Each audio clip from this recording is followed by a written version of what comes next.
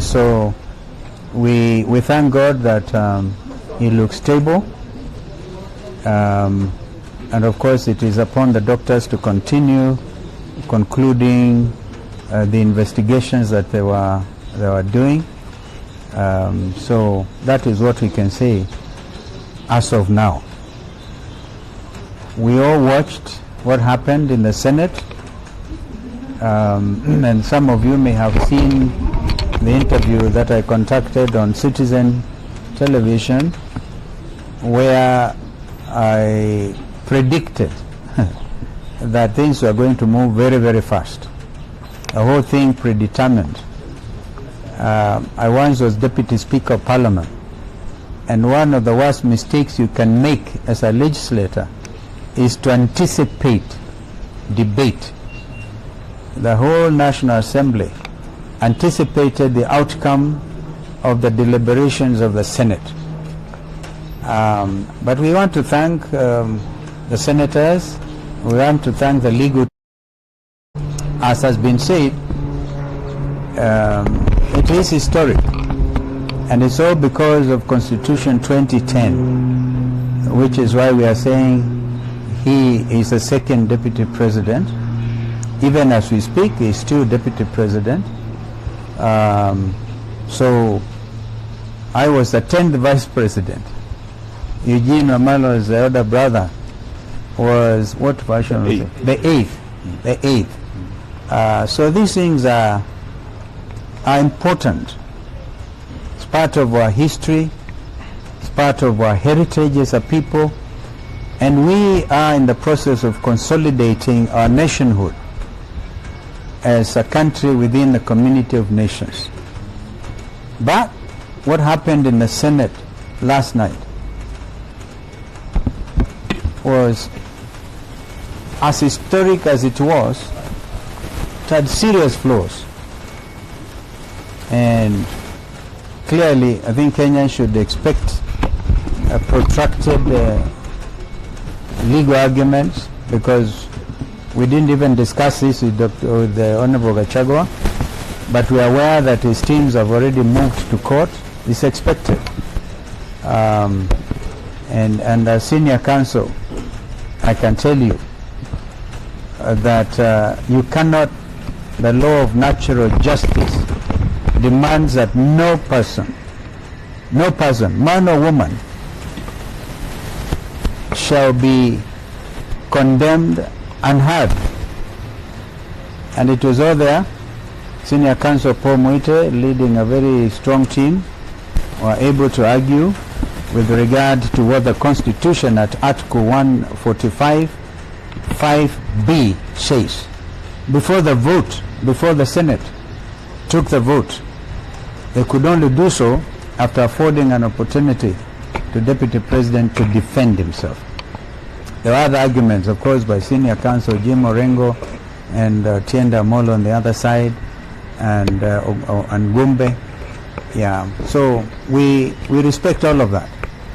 But truth be told, this whole thing smacks of injustice, gross injustice, political manipulation, and all of us know this is a political trial. And therefore, once again, we want to thank the senators who stood firm on both sides. We can't condemn even those who voted for the impeachment. We can't condemn.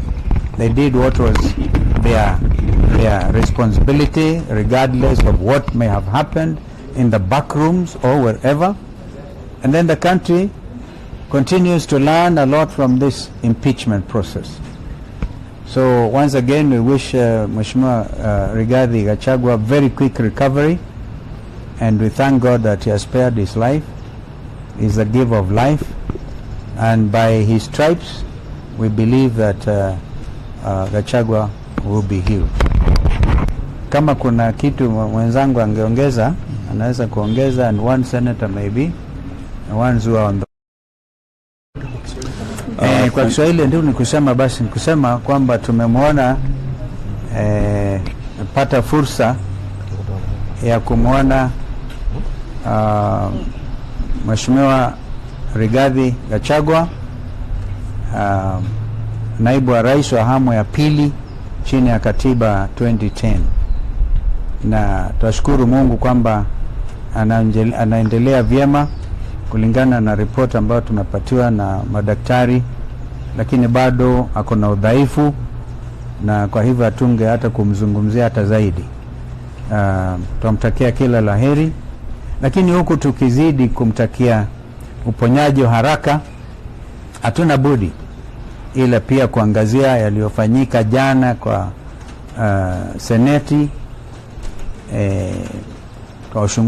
Tuwapongeza wale maseneta ambao walichukua msimamo wa kikatiba, lakini kama wanasheria, mimi mwenyewe najiunga wazi na yale ambayo Mheshimiwa Senior Counsel Paul Mwite aliyazungumzia juu ya ukiukaji wa sheria kikatiba na mambo yao, na hayo maneno ni wazi yataangaziwa kindani sana kwa mahakama. And we continue to insist that the last line of defense for the future of this country remains our judiciary. So we want to urge that justice reign. Heavens may fall, but may justice reign. May justice reign in our courts. May there be men and women able to avoid a situation of state capture. As we have said, this country's economy is under state capture. We all have said it openly before that the legislature itself is under capture by the executive. And we will, as a people's loyal opposition, continue to talk to Kenyans, have conversations about that fearlessly, knowing that this is a country under God. My colleague can add something. Comments of senior